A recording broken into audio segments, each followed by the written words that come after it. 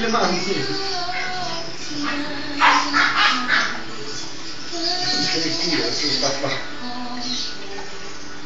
Che sto da ridere, sta?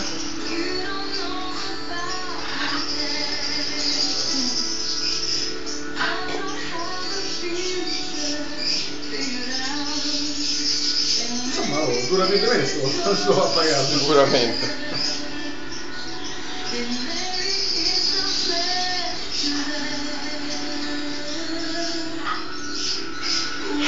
O poi con la testa.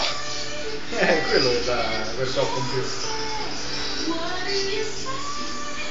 Leggermente infogliato. Ora è stanco, da percepire.